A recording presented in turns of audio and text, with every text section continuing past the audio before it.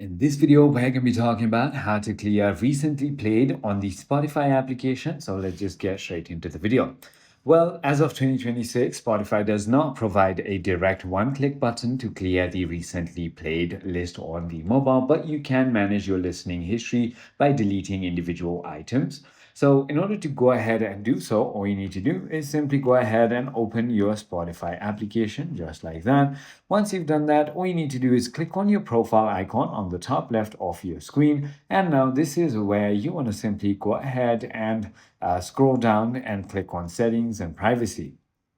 Inside of settings and privacy, you want to simply go ahead and tap on privacy and social. If you don't see it, it's right over here on the third. And now what you want to do is simply go ahead and look for the listening activity and just turn this off right over here.